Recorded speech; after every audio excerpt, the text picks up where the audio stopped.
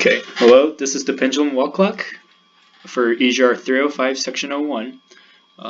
Members include Ken Shishino, Llanes, Ugonna Nwauche, Banin, Jafri. So the project overview. Initially at the proposal, this wall clock was supposed to have 3 sub-assemblies, but we ended up with 4. The initial 3 sub-assemblies were the clock dial, the gears, and the frame.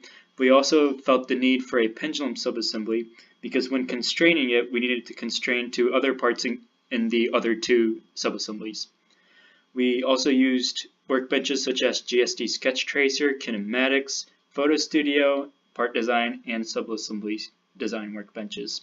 The Photo Studio was later included as a needed workbench because of the number dials on the clock display. This is the main assembly, and it contains all the sub-assemblies together with the final product rendered on CATIA. Now, as you can see, the principles of this clock is there's a weight, and this weight contains all the energy in the system that keeps everything taut. This timing wheel keeps a period, and it is one of the main accuracy components of the clock.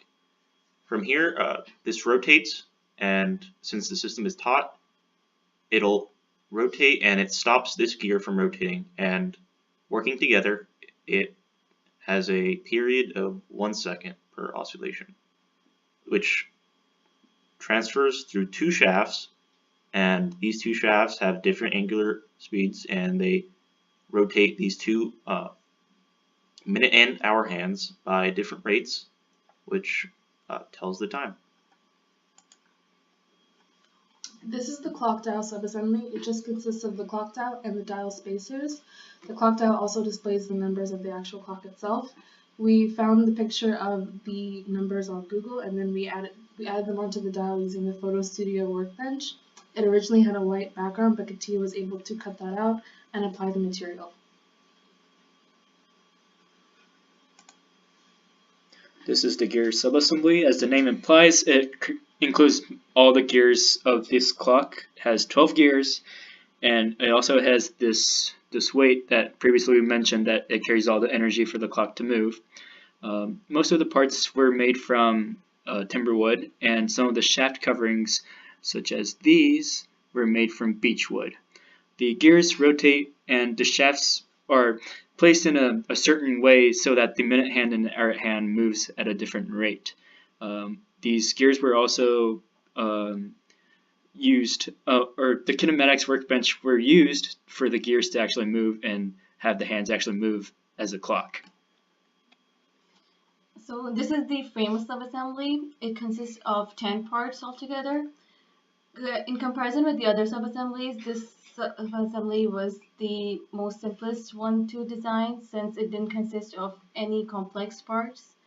Also, the subassembly's function was to hold the clock and the gears together.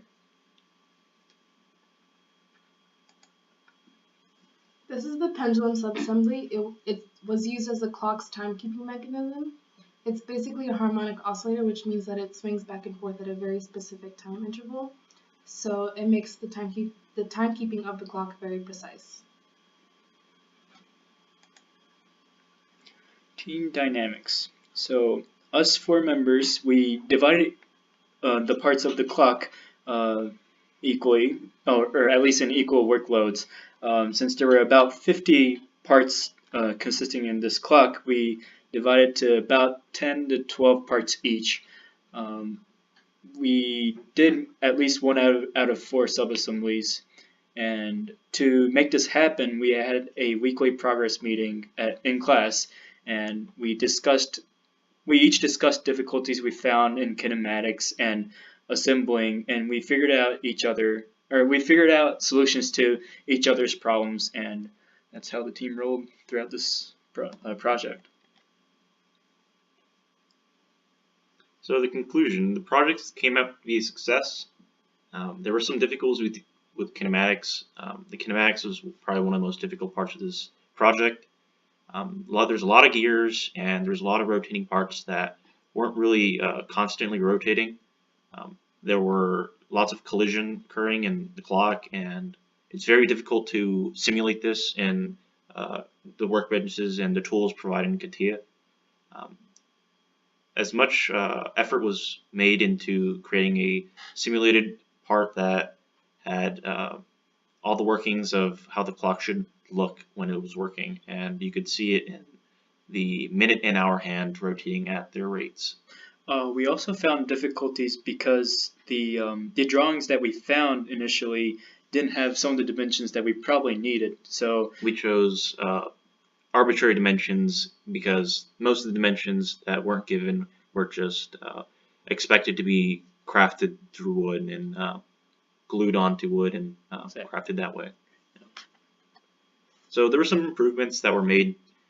We initially had most of the parts were wood, but we realized such as things like timekeeping device such as the pendulum, wood can expand and it creates time step variations, and so by keeping a metal in an area where the temperature is constant, you can approximate a better time step. And also the wooden gears, they'll wear out over time, and if you wanted to, you can create everything most of out of metal, such as brass, to improve that. And so one of the main effects, also you can have a case as well to keep the wood from not being exposed to moisture in the atmosphere. And here's a video of our simulation. So as you can see, there's a lot of gear assemblies or gear joints involved in this simulation, and Christian here was able to make it actually move like a clock, making it. We used a lot of gears, gear components, and there was a lot of joining. Fixed components was the only thing. This is the only fixed part. Then we had this as gears, and some of the other ones that rotated at the same rates were just combined together. There was only one slider to move all these parts through one revolution. So this concludes our pendulum wall clock, and thank you very much for your time.